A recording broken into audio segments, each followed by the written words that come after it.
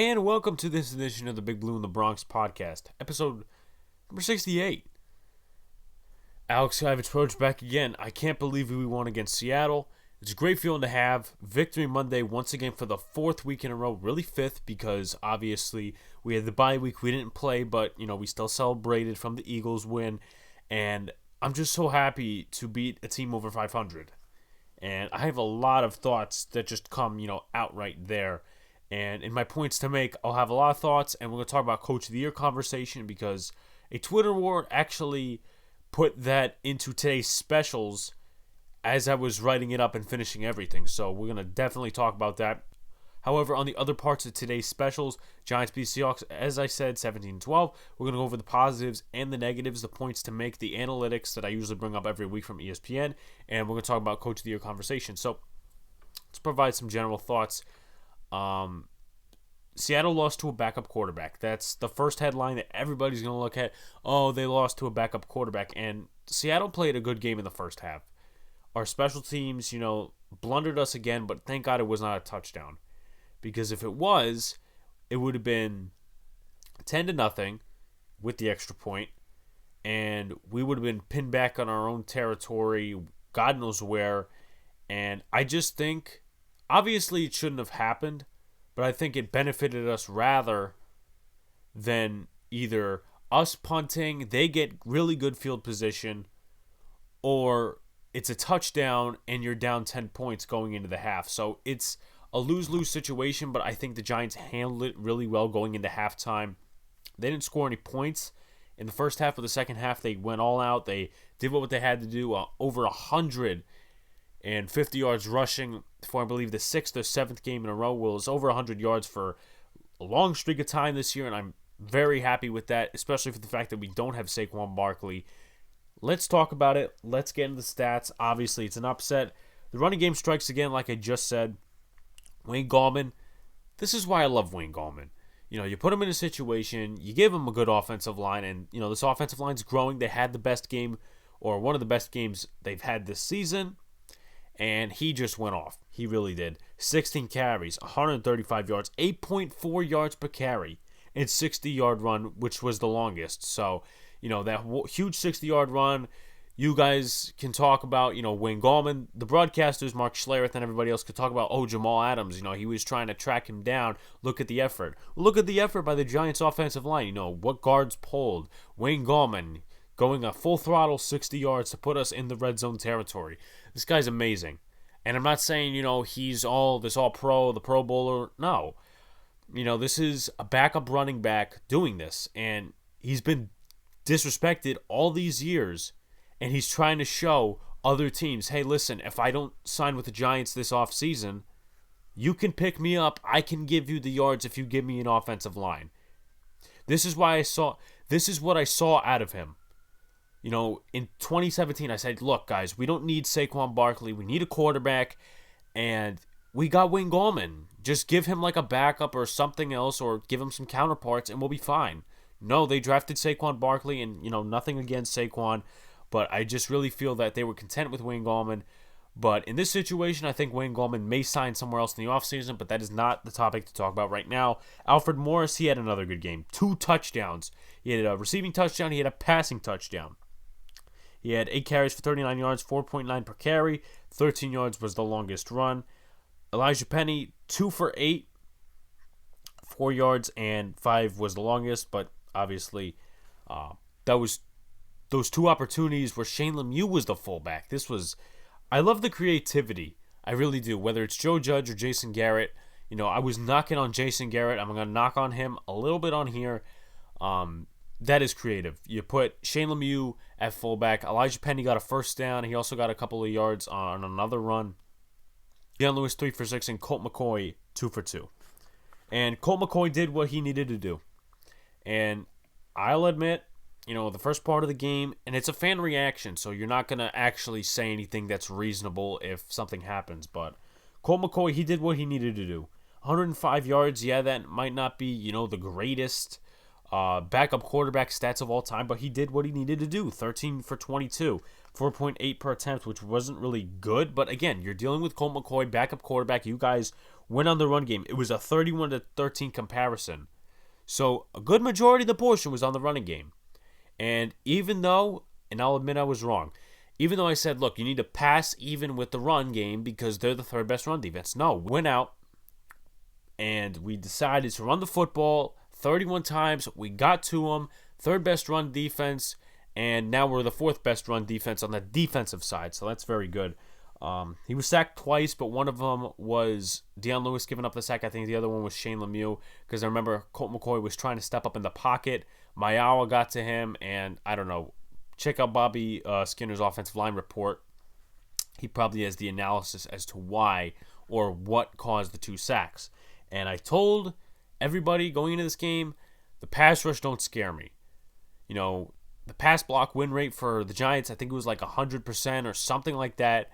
And, you know, you guys refer to PFF. They gave out good grades for the Giants offensive line.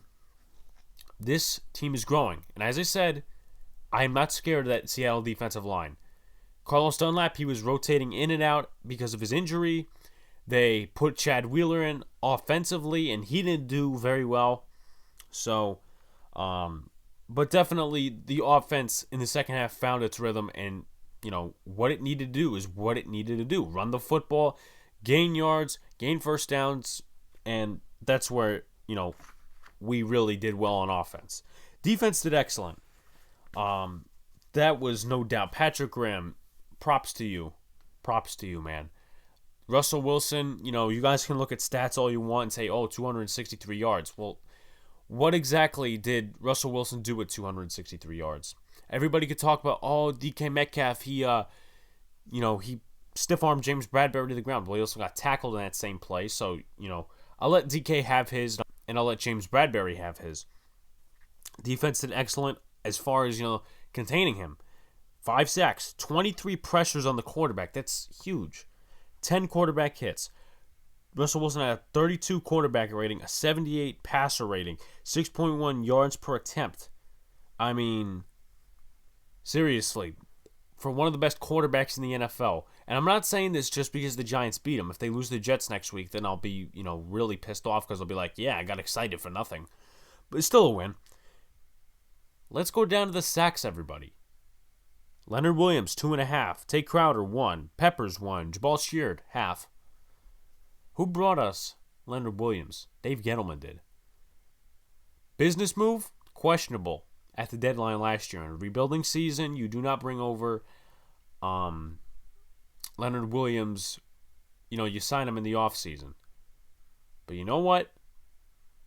He has an advantage. He has all the leverage for an extension right now. He really does. And I'm very proud of him. I did not like the trade last year. I really didn't. But you know what? He's proving his worth. Thank you, Dave Gettleman. And there was this other guy, Matt O'Leary, for the Jets, and he's like a content creator. He goes, Leonard Williams, he's breaking out now, but, next year when he breaks the bank, he's not going to do anything. Oh, really, man?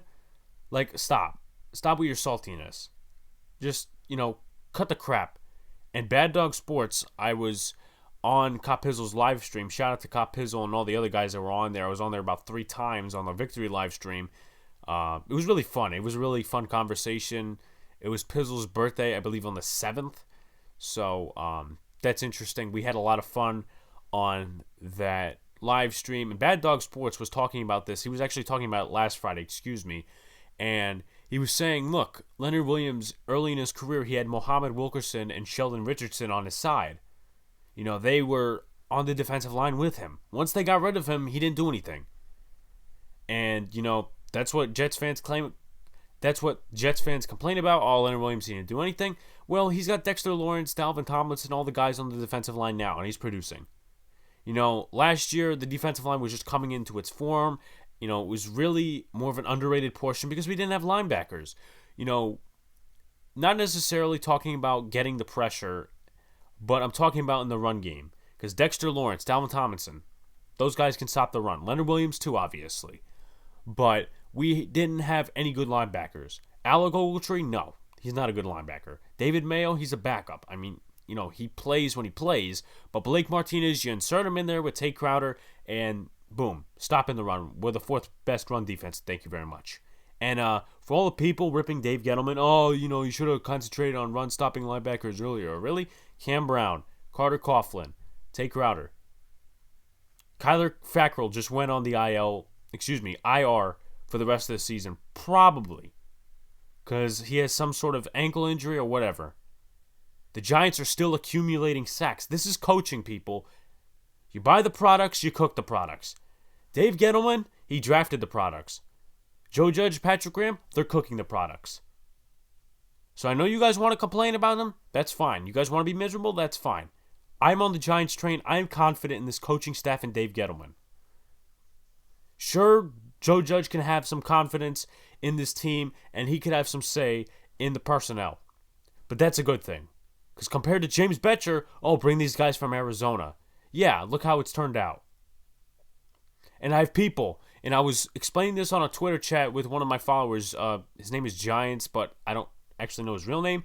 I was talking to him, and I was saying, there's still people that defend James Betcher, and it's BBU Giants on Instagram. He's got great content on there. I'm not ripping him for that, but he was making excuses for Betcher. I'm sorry. I get that the talent wasn't there, but at the same time, you have to be a good coach and coach up that talent. I brought up 3 separate situations. The Collins situation, and one of the reasons they didn't sign him, okay, it was not just for money. I was talking about the Janoris Jenkins situation where he's complaining, I don't get to trail the number 1 receiver, and DeAndre Baker because he struggled all season.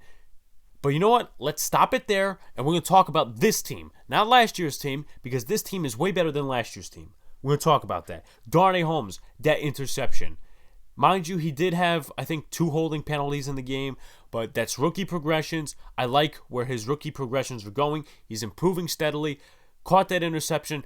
Nico Lelos, I think he's the one who tipped it, or somebody else tipped it, and it went into his hands. It was actually Tate Crowder, my mistake. Nico Lelos recovered a fumble that was on the snap to Russell Wilson. He's doing excellent. I cannot believe that this team is progressing so much like this, and we beat a team over 500. I am so happy. So happy to talk about it. Bradbury and Yaidon played well. Bradbury, I thought he gave up more yards than he did. I don't know how many, but he gave up something around 50. One of the times they had Yaidon on Metcalf, so it didn't really count that way. But other than maybe 1 or 2 plays, Yaidon was excellent. That one pass breakup in the end zone, very good. He's learning from his counter peers. He's learning from his peers. That's what he's doing. And, I hated on Yaidon, but he's getting better because the coaching staff is implementing the scheme and saying you need to play like this, and he's playing like that. We held Jamal Adams to 1 sack and 1 tackle for a loss. You guys can say, Jamal Adams. I'm not talking about Giant fans. I'm talking about the broadcasters. Adam Amin and Mark Schlereth, they were sucking him off the whole game. Whether it was a Giants bad play or Wayne Gallman's 60-yard run, look at Jamal Adams, he's going down the field. And then you got Mark Schlereth tweeting out a couple hours later, thank you.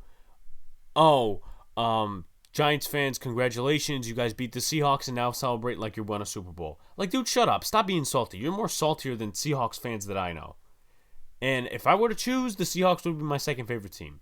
So let's cut the crap, bro. You played for the Broncos. I don't know why you're being a Seahawks fan all of a sudden. Unbelievable. But that's Fox for you. And for a lot of people that are questioning, why are you bringing up these points about Fox Sports and ESPN, why are you talking about them when they're talking about your team being good now? Because they're eating their crow, as Coppezzo likes to say. They're eating their crow. Because they admit they were wrong. Emmanuel Acho, a couple of weeks ago, I ranted on him. The Giants are going to start 2-14. He ate his crow. On Twitter, he posted, he ate his crow. He admitted he was wrong. Everybody's starting to fall into this, Joe Judge. We believe in him. The Giants are going to be a good team next year. Because they are. And I'm going to bring that up in the Coach of the Year conversation and the points to make. Which is actually coming soon. Oh, boy. Let's go to the negatives. Offense stale until the second half. They couldn't get anything going. I'm not going to spend too much time on it because there weren't really, I wouldn't say it affected the game a whole lot, but it's stuff we still need to improve on. Jason Garrett's play calling in the first half, like a 3rd and 5, and you're going to call a wide receiver screen and Ingram's not going to make his block. I'm just tired of these screens. And when Jones comes back and we play Arizona next week, we better, and I mean we better, just like throw downfield. This is not the best defense in the league. This is by far one of the worst. They have a good offense. Yeah, sure. Let the defense handle it. We don't need to play conservative. Go out there, and you're not going to see a lot of blowouts with this team. Everybody's expecting, blow out this team, blow out that team. Oh, they didn't blow out the Bengals. It really is a, growing team. I know the offense, was really shady that day with Colt McCoy just coming in. I know the special teams didn't do good that day. But this is a growing team.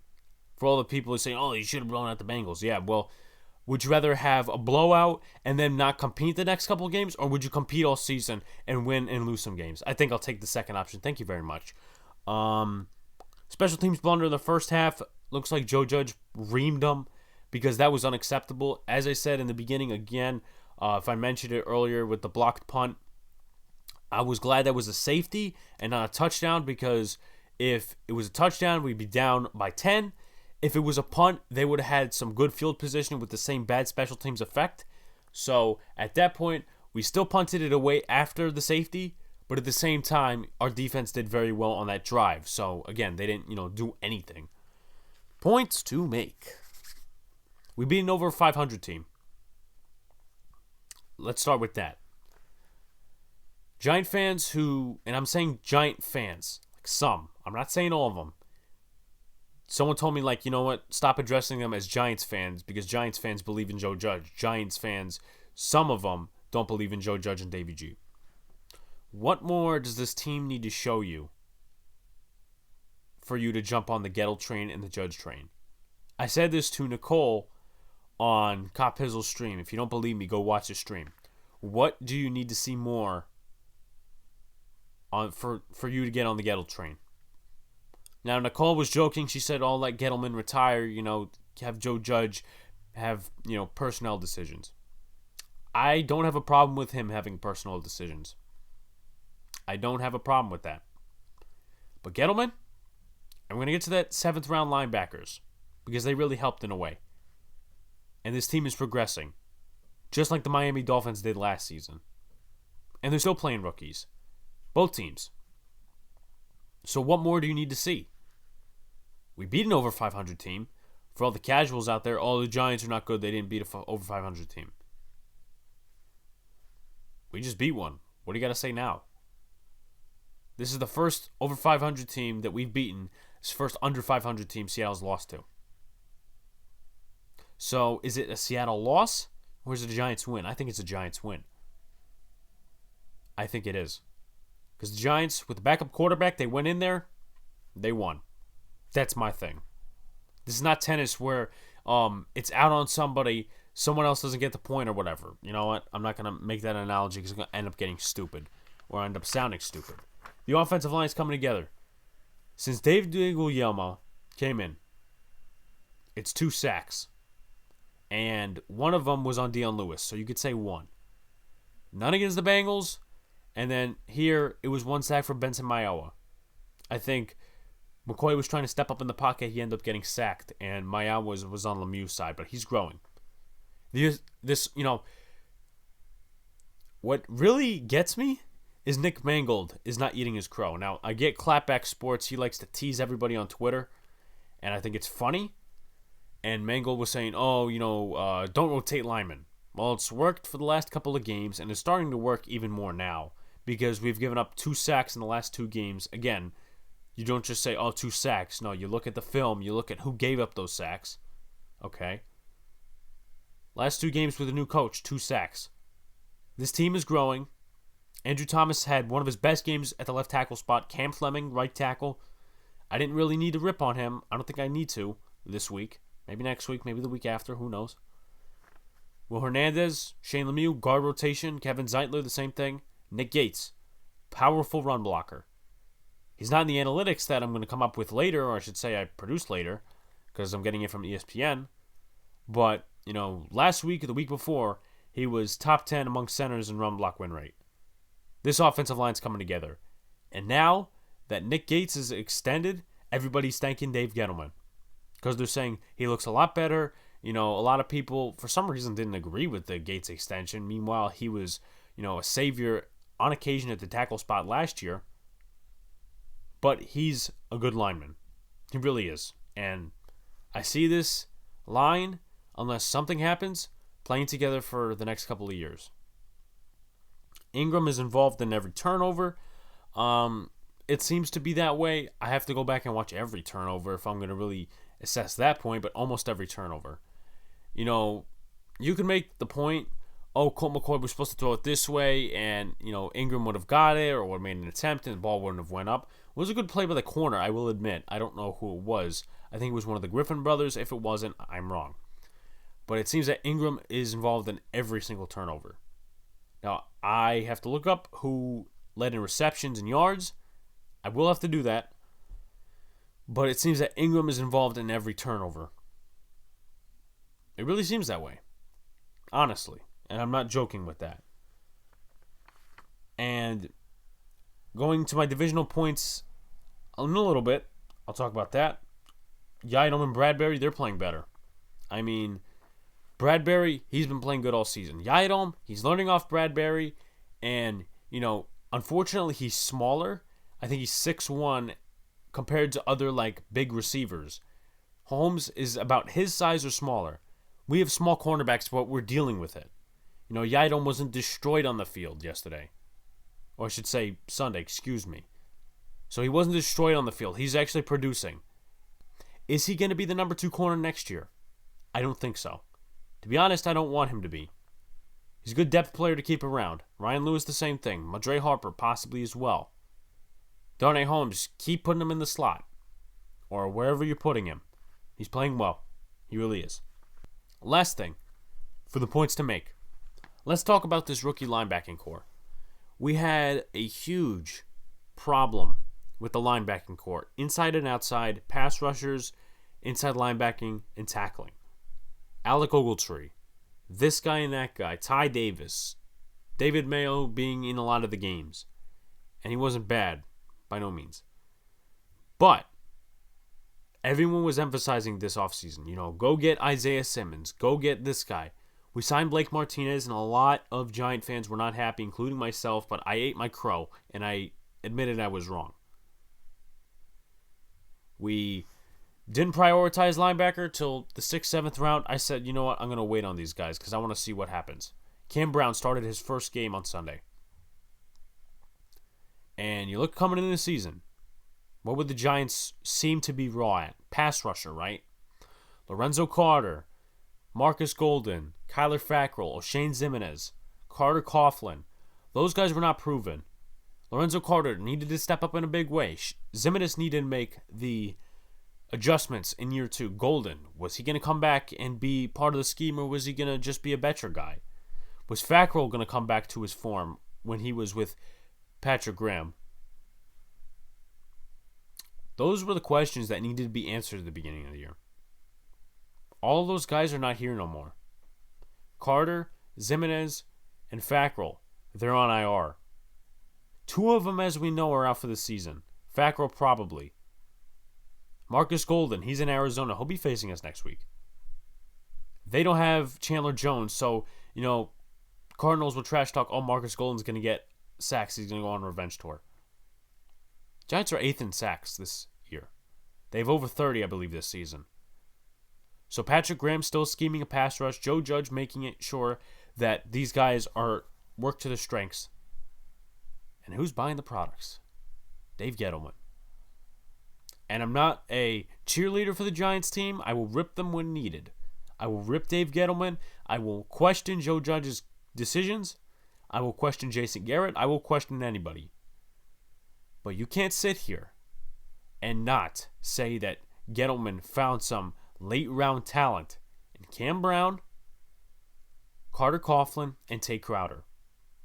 Now, Crowder might have, a bad game, or he might not, defeat blocks and whatever, but that comes with coaching. That comes with development.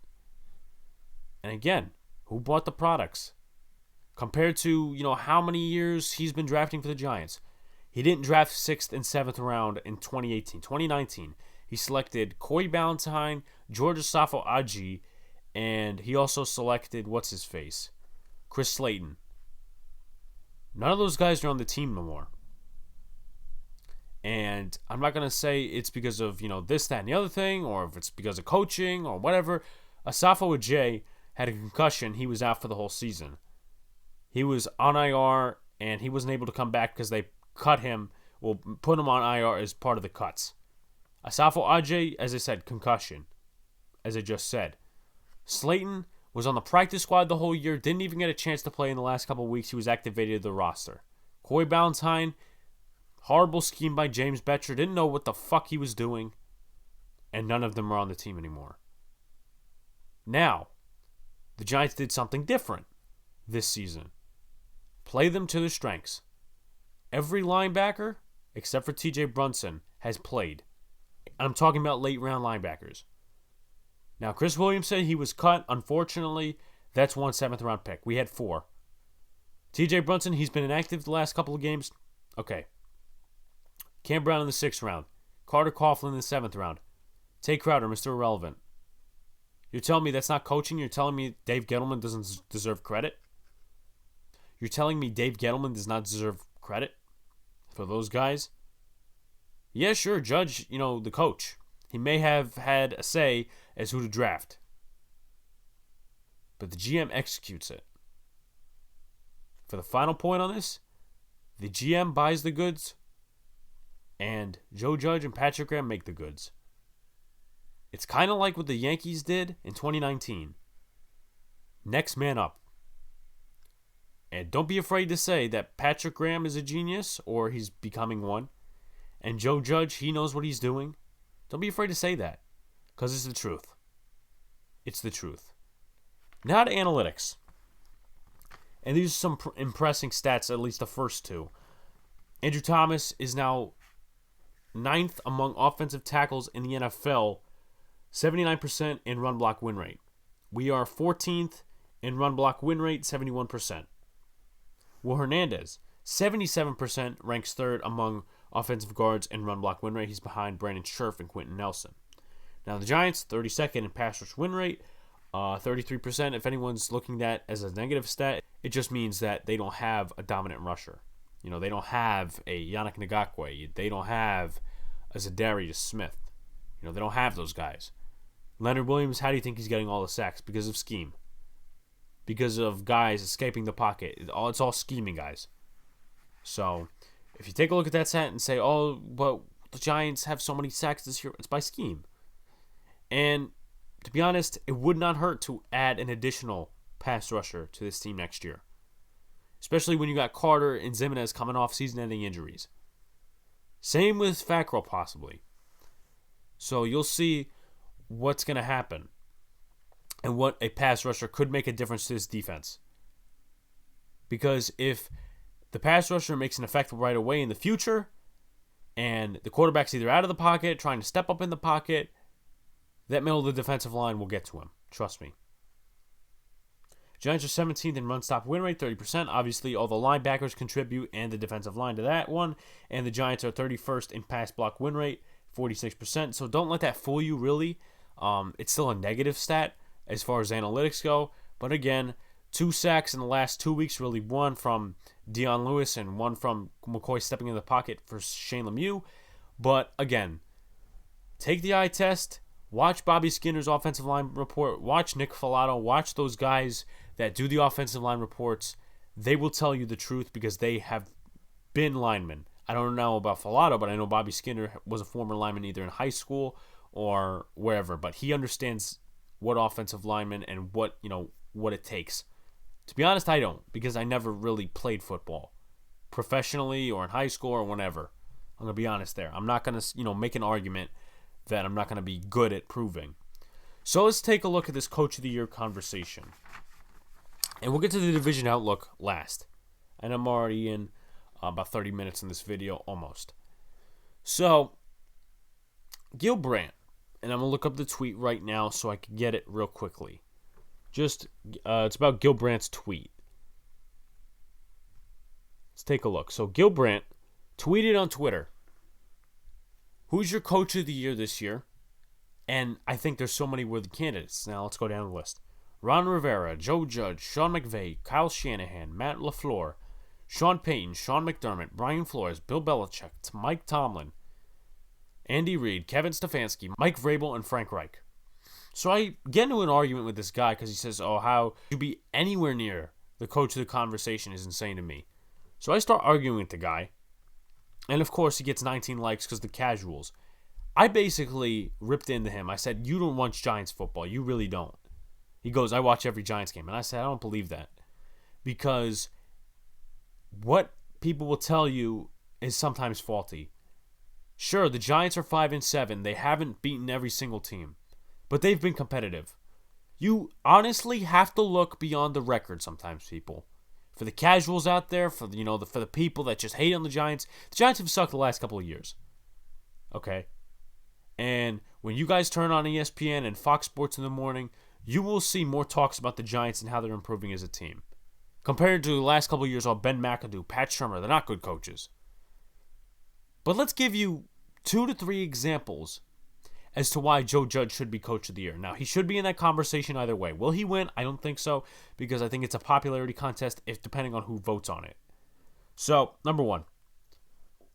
Compared to last season, he's improved this team steadily. We've competed in every game except the 49er game. That's number 1. You talk about the Steelers game, we were competitive. We lost. Bears game, same thing. Rams game, same thing. Every game this season except for the 49ers game, we've competed. It's rather that than you have a losing record and you don't compete every game, but you blow out some people that game. Or some games, I should say. So that's number 1. Number 2, the linebacker conversation. And I'm going to get to Colombo on 3. You have so many rookie linebackers. You have a lot of linebackers, and now we're short. Our prominent pass rushers, quote, quote, and our prominent linebackers on the outside, those guys all went down. IR, one was traded. Okay? Carter Coughlin. As I just mentioned, all those 3 rookie linebackers, Brown, Coughlin, and Crowder, they're playing excellent. Pass rushing, tackling, those guys are playing excellent. It's a next man up mentality. And you know what? Just to add in, who hired Patrick Graham as the assistant coach and defensive coordinator? Joe Judge did. Who questioned him? Giants fans, including myself. And I eat crow on that. I admit I was wrong. I do. I don't want Patrick Graham going this year. I really don't. Should he be nominated for AP NFL Assistant Coach of the Year? Yeah, sure. Should he win it? Yeah, possibly. I mean, I don't know any other assistant coach across the league, unless you prove an argument to me that deserves it. Number 3. This is probably one of the most prominent in Giants fans' minds. And Mark Schlereth is a clown for assessing that Joe Judge didn't coach up the offensive line. For the first 8 weeks, the offensive line struggled. Andrew Thomas, not doing the right technique. Cameron Fleming, being, you guys can say, he's on a $2 million contract. Doesn't matter. It's about how he's playing and the situation he was put in. And it's about coaching as well. Coach Judge spends 2 weeks on the offensive line. They start maneuvering and getting better. Because Colombo is not doing his job. And by the way, Colombo cursed out Judge when he was talking about Andrew Thomas's film and how he was ripping him. One time in a film room. Yes, that happened. That's apparently, though. Everything is still up in the air, and I really don't like to talk about this because it's been so repetitive among the media. He was trying to fix Nick Gates' technique in a practice. Colombo wasn't happy about it. On the bye week, Joe Judge approaches Colombo and says, listen, I'm going to bring my guy Dave Guglielmo in. He's going to help the offensive line, and pretty much he's going to work with you, and we're going to make this whole unit better. Well, Mark Colombo decided to be egotistical and say, no, I don't like that. Started getting a screaming match. He was fired. What's the point of this? That Joe Judge recognized what was wrong, and he fucking fixed it. Colombo didn't want to coach the way Joe Judge wanted to? Bye-bye. Dave Guglielmo is doing a good job so far. The point of that in the coaching conversation, he did what he was supposed to. He fixed what was wrong, and it's starting to not be a problem anymore. The only problem, or one of the only problems on this team, happens to be the play calling. If the offensive play calling and the offensive execution is good, we could actually be an over 500 team right now. But the past is the past. But my point is, those are 3 good examples. If I mentioned 3, I don't know if I mentioned 3, I think I did. Those are 3 examples as to why Joe Judge should deserve Coach of the Year conversation. People will look at Shanahan. He's doing a formidable job with the 49er team, and he's trying. I believe they're like 5-7 right now. I believe. Yeah, I think so. Because they lost to the Bills on Monday night. But when Nick Mullins is quarterback, they can beat certain teams. I wouldn't count them out yet. Yes, they might be last place in the standings in their division, but he's trying to make them fight. I'll give him credits to that, even though I don't know a lot. Obviously, they'll credit Belichick because, without Tom Brady and without formidable pieces this year, they're an over 500 team, I believe. Or they're 6-6. Look at Vrabel. Honestly, Titans fans can tell me about what he deserves because honestly, it's an over 500 team, but they just got beaten their ass by the Browns. Mike Tomlin, they started out 11-0, lost to the Washington football team, a team we beat twice. And that team is improving, trust me. But you want to talk about records? You can talk about that with the Steelers conversation. Because I'm bringing up a point that other people and other casuals can bring up when they're talking about how the Steelers suck and how they're overrated. And that's talking about outside the record.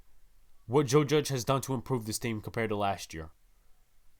So, you know what? Zip your mouth on that because Joe Judge should be in that conversation. And if he's not, then you know the NFL is scripted. Then you know the NFL is screwed up. Then you know it's rigged. I'm sorry. You guys can see bias. You guys can say bias. But you know what?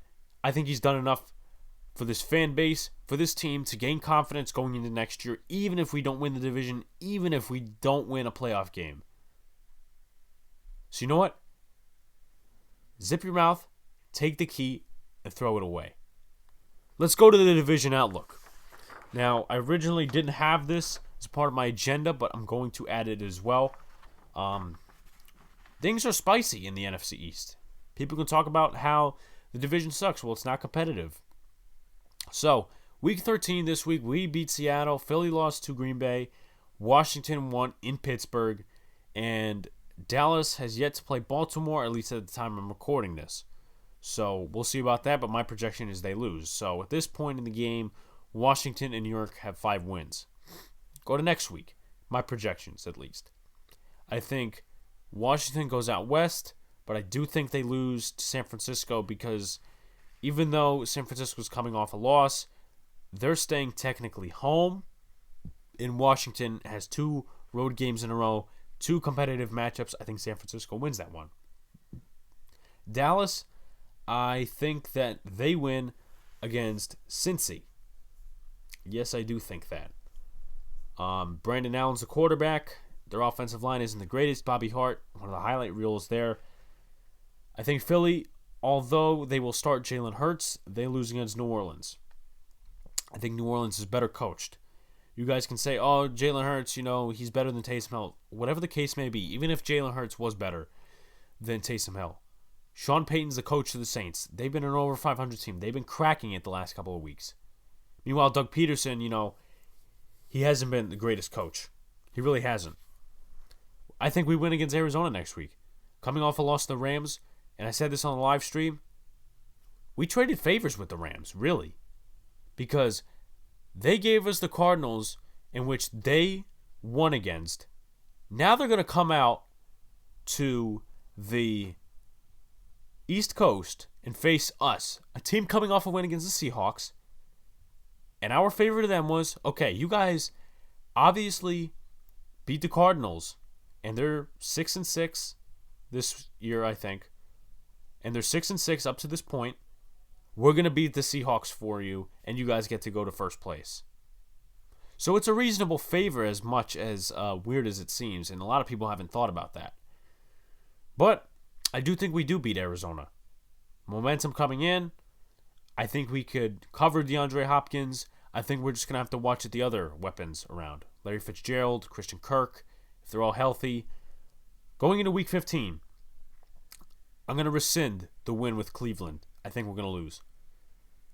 It's not a lack of confidence in this team, but they just blew out the Titans.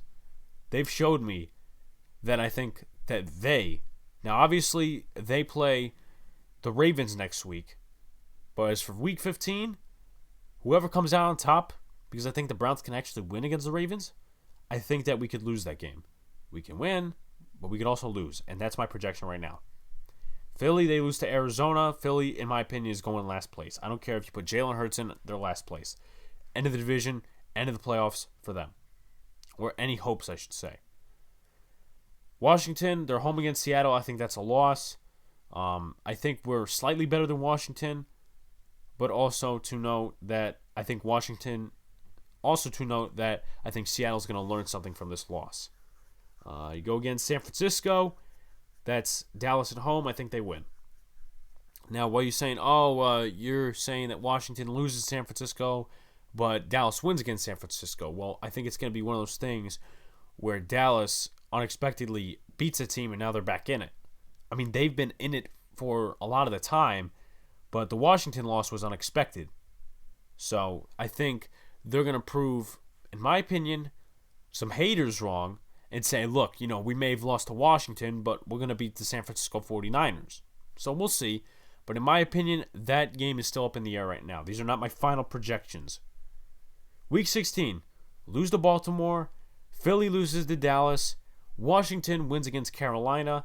And Dallas wins against Philly. I think Washington has proven themselves to be a better team than Carolina right now, especially with Teddy Bridgewater. If he's playing, I believe he is.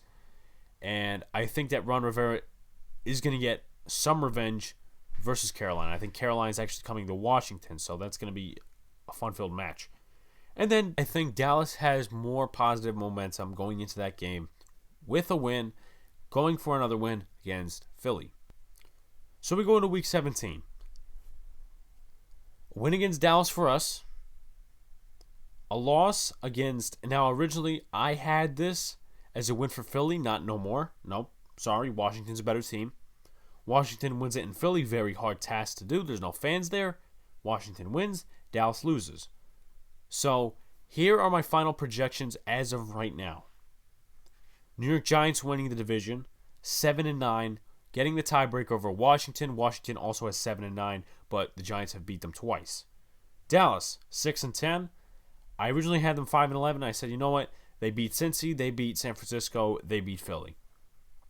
Philadelphia, they lose the rest of the way, 3-12-1. So, my projections, they may not be right, but they may be close to what other people are putting out and reasonable as well. Because unless Philly gets their head out of their ass, they're not going to be competing. I think Dallas might come out of the gates. In my opinion, Dallas is like a box of chocolates. You don't know what you're going to get.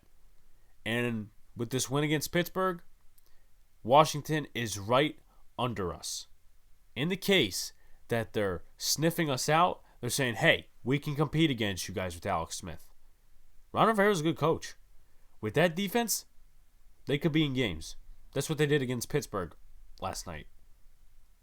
And, that offense may not be well, but the defense is good. Just like the Giants. I do think that our offense is better slightly. If the play calling gets forward, yeah, sure, it will be an obvious thing. The defense might be a little bit better for Washington in the passing game, but in the running game, we are definitely better. So that pretty much wraps up this episode of the Big Blue in the Bronx podcast. Thank you guys for listening. You guys can find all the podcast platforms down below. I know when this gets to YouTube or when this gets to any other platform, the video quality will not be as great. The mic quality will be good, but the video quality will not be as great. So for those that are listening, this podcast is available on Spotify, Podbean, Apple Podcasts, Google Podcasts, Amazon Music, iHeartRadio, Overcast, and CastBox. We are available on social media, Big Blue in the Bronx, Twitter and Instagram, and also our YouTube channel. Subscribe to that as well. This goes on YouTube. Thank you to Cop Pizzle. When I was up till like 1 a.m. on his channel with a lot of Giants content creators, I want to shout them out real quick. Bad Dog, Entertainer, Authentic in the Beard, Sox Arizona, Bobby, it was really funny. Nicole, I think I'm forgetting somebody here. Sneaky G-Man as well. Big Blue Jabroni. Those guys are awesome. I like hanging with them and I like talking to them.